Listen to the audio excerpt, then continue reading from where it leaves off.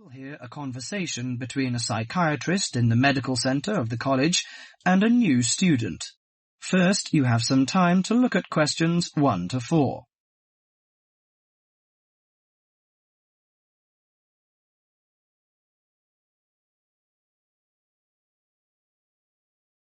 Now listen carefully to the conversation and answer questions 1 to 4.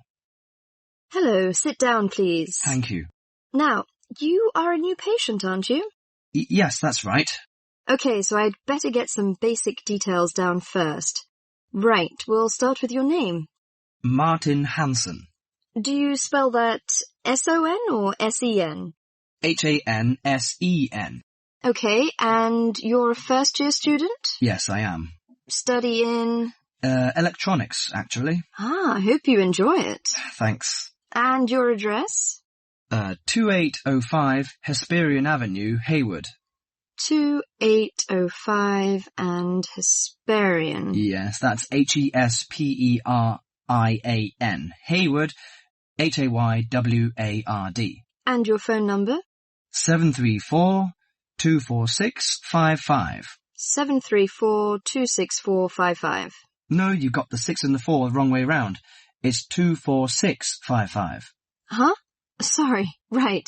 And, when were you born? The 15th of June, 1986. Here in New Zealand? No, I was born in Sydney.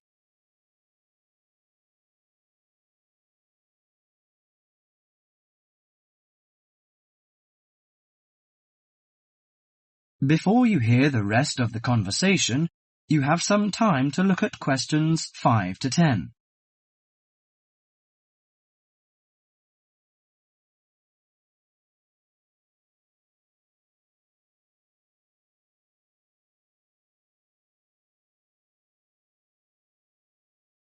Now listen to the conversation and answer questions 5 to 10.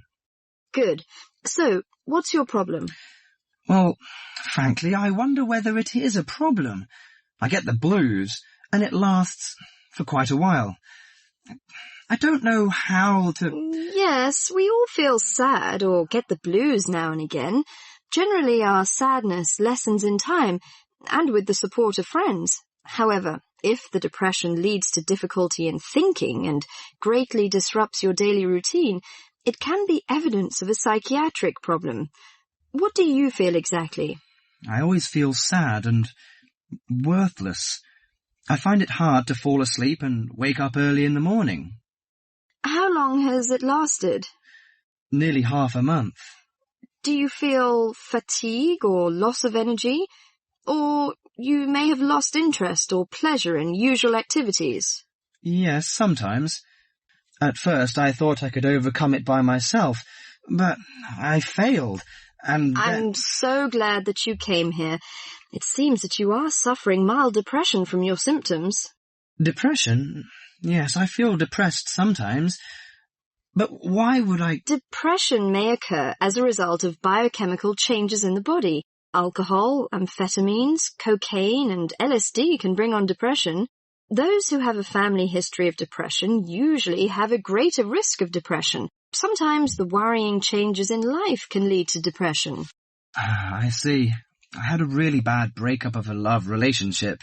It makes me feel hopeless. Do you think I need some treatment? Yes. Antidepressant medications are often used to treat depression, if it is serious.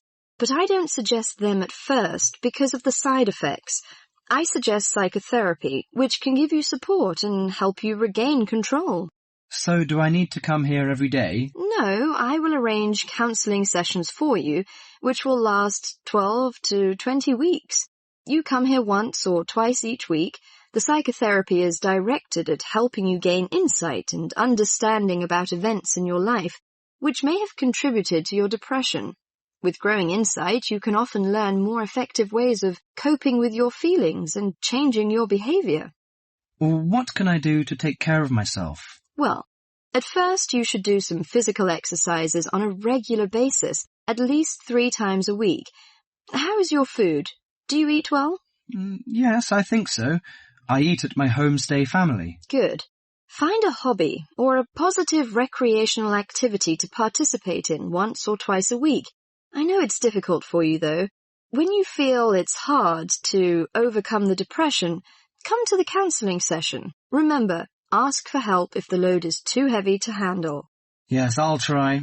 So, when will my counselling session begin? I'm going to arrange that for you. That is the end of part 1. You now have half a minute to check your answers.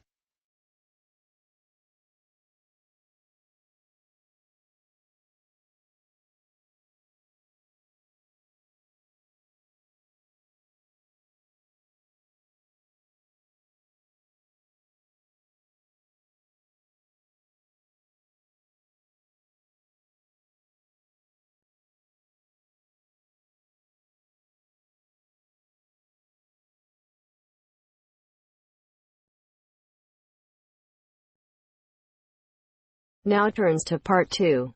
Part 2. You will hear a lecture on bird migration. First, you have some time to look at questions 11 to 17.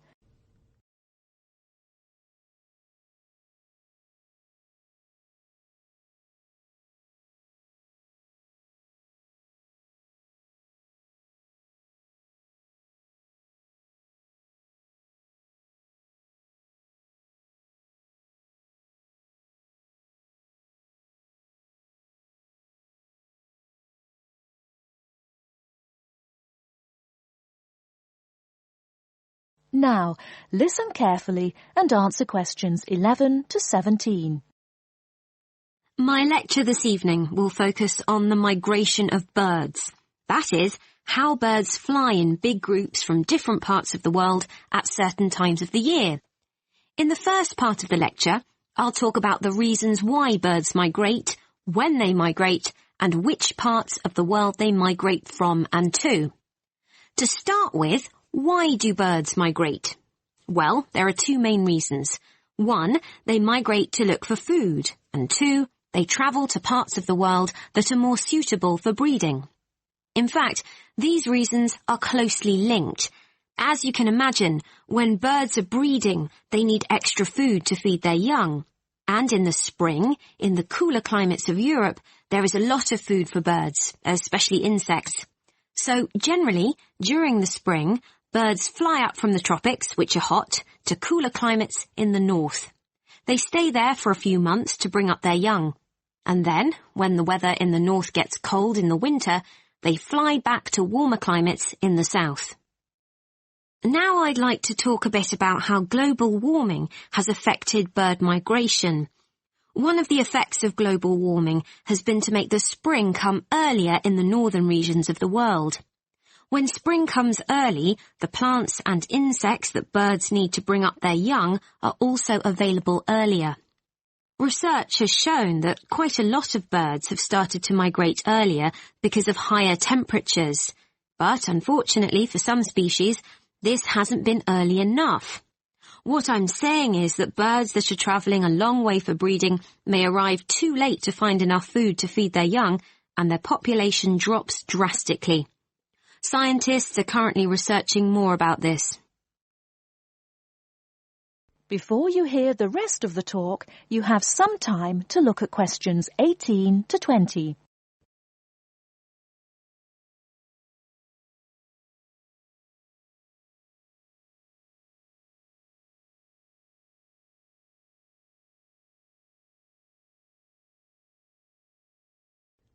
Now listen and answer questions 18 to 20. Now, I thought I'd finish by just briefly describing a few different patterns of migration. Migration varies with the type of bird and the area they come from. For example, one kind of migration is partial migration. This means that some birds in a particular species will migrate and others won't. It usually depends on how the weather affects food supplies, and very often happens in the tropics. In another migratory pattern, a bird called an Arctic tern migrates the whole length of the globe, from the North Pole to the south. The Arctic tern travels between 12 and 15,000 kilometres each way when it migrates in a complete circle around the world. It's quite amazing. Right, and lastly, I'd like to mention a pattern which isn't nearly as spectacular, but is very interesting. And this is the way many birds migrate across North America. In this pattern, the birds fly northwards in the west of the country and then back south again in the east.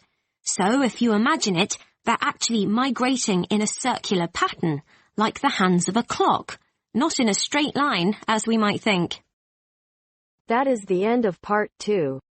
You now have half a minute to check your answers.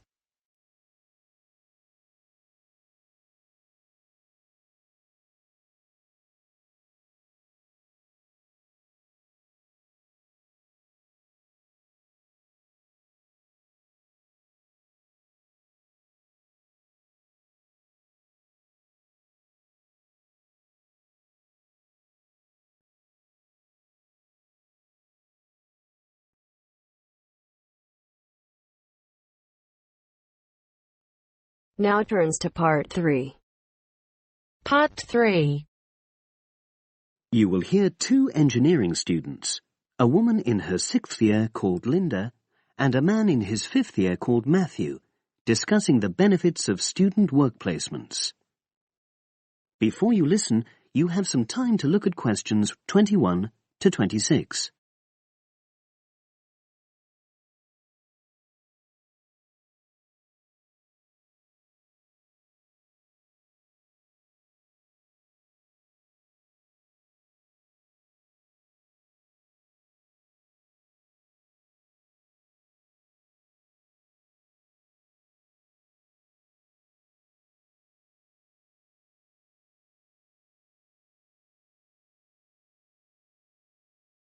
Now listen and answer questions 21 to 26.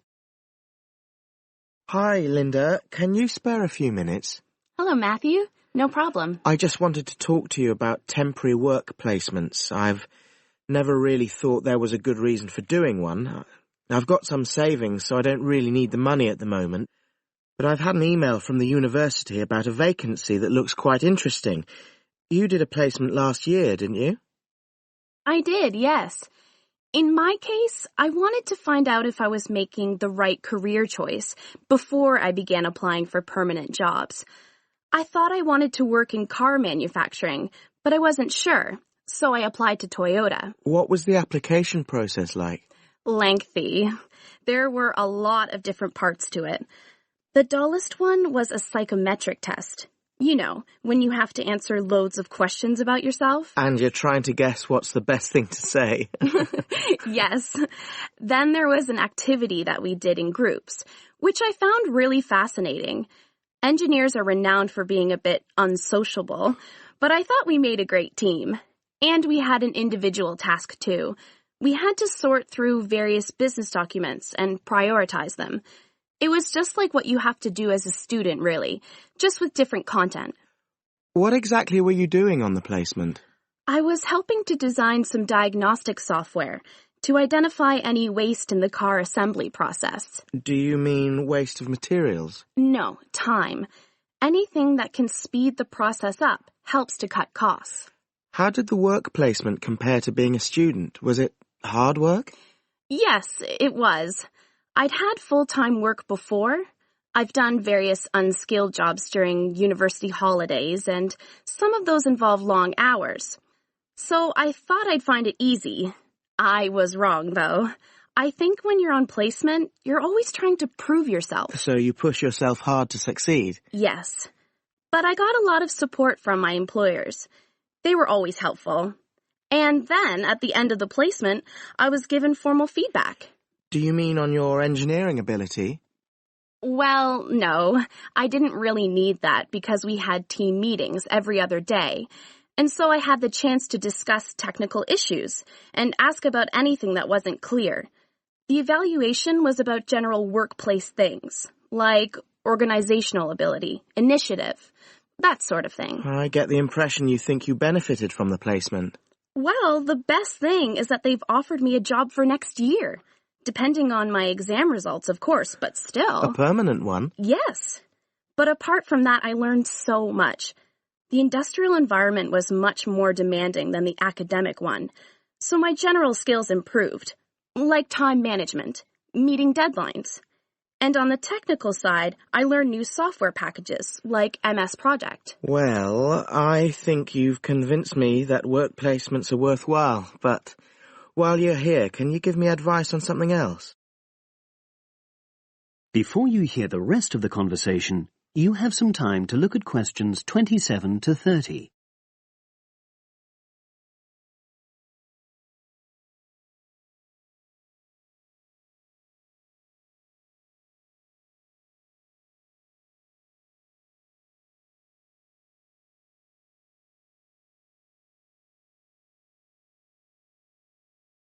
Now listen and answer questions 27 to 30. I'm about to make a start on the engineering materials module, and I've got a book list here. Can you have a quick look and tell me what you would recommend? That's if you can remember. Let's see. I do remember some of them. Yes, this one, The Science of Materials. I found the subject quite hard generally, but this book is very accessible, so it suited me. It doesn't cover everything, though. What about this one, then? Materials engineering. Oh, yes. I do remember that. But it's a bit out of date now, isn't it? Unless it's a new edition. I don't think so. But what I liked about it were the pictures. They really helped to understand the descriptions. It's useful just from that point of view. Let's see. What else? Oh, yes. That one there. Engineering Basics. I think out of all these, that's got the widest coverage. But I've looked at the contents page and it hardly mentions nanotechnology. Yes, you're right. The evolution of materials does, though. It's a recent publication, so it covers all the latest developments. It's a bit thin on the 1960s, though, and that decade was quite important. Well, it sounds as if they all complement each other in some ways. I don't suppose you can lend me...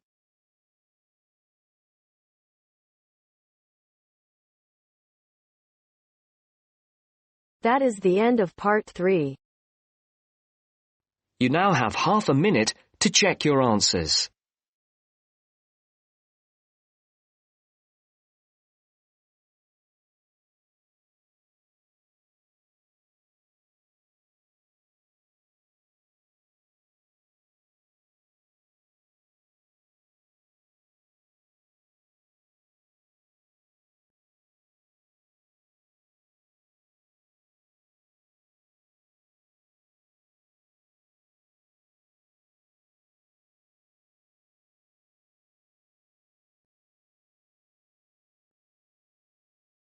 Now turns to part 4.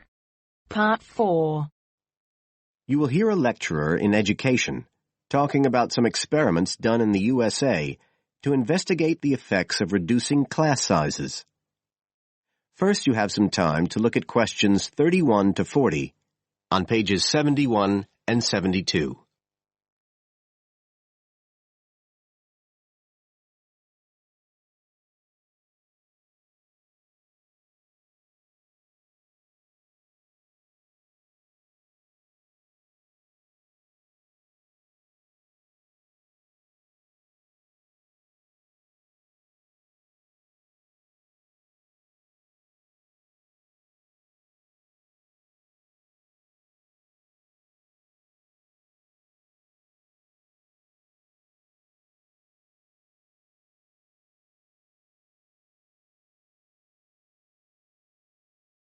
Now listen carefully and answer questions 31 to 40.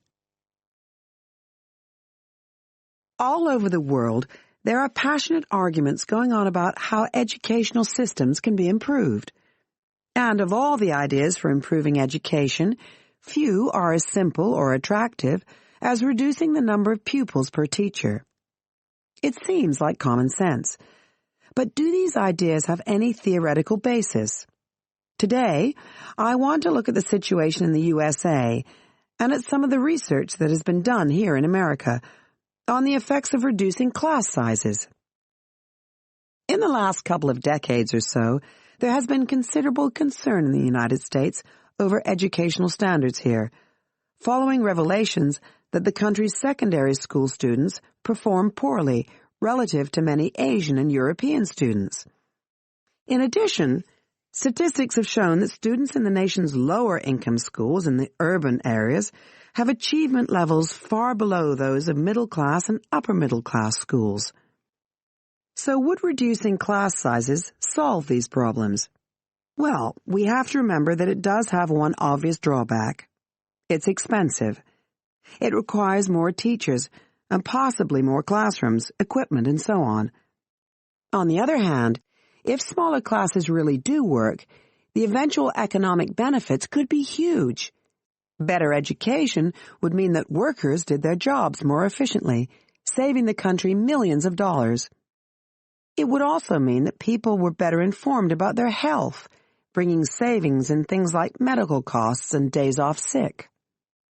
So what reliable information do we have about the effects of reducing class sizes? There's plenty of anecdotal evidence about the effect on students' behavior, but what reliable evidence do we have for this?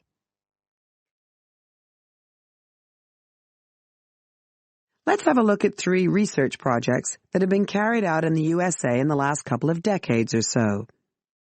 The first study I'm going to look at took place in the state of Tennessee in the late 1980s. It involved some 70 schools.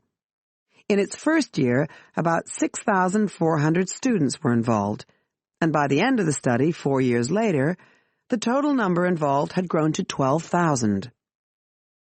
What happened was that students entering kindergarten were randomly assigned to either small classes of 13 to 17 students or regular-sized classes of 22 to 26. The students remained in whatever category they had been assigned to through the 3rd grade, and then, after that, they joined a regular classroom. After the study ended in 1989, researchers conducted dozens of analyses of the data. Researchers agree that there was significant benefit for students in attending smaller classes, and it also appears that the beneficial effect was stronger for minority students. However, there's no agreement on the implications of this. We still don't know the answer to questions like how long students have to be in smaller classes to get a benefit, and how big that benefit is, for example. The second project was much larger and took place in California. Like the Tennessee study, it focused on students from kindergarten through to grade 3, but in this case, all schools throughout the state were involved. The experiment is still continuing, but results have been very inconclusive, with very little improvement noted. And the project has, in fact, also had several negative aspects. It meant an increased demand for teachers in almost all California districts. So the better-paying districts got a lot of the best teachers, including a fair number that moved over from the poorer districts. And there were a lot of other problems with the project. For example, there weren't any effective procedures for evaluation. All in all, this project stands as a model of what not to do in a major research project. A third initiative took place in the state of Wisconsin at around the same time as the California project began, and it's interesting to compare the two. The Wisconsin project was small. Class sizes were reduced in just 14 schools, but it was noteworthy because it targeted schools at which a significant proportion of the students were from poor families, compared with California's one-size-fits-all approach. Analysts have found that the results are very similar to the Tennessee project, with students making gains that are statistically significant, and that are considerably larger than those calculated for the California initiative. Now, I'd like to apply some of these ideas to the latest.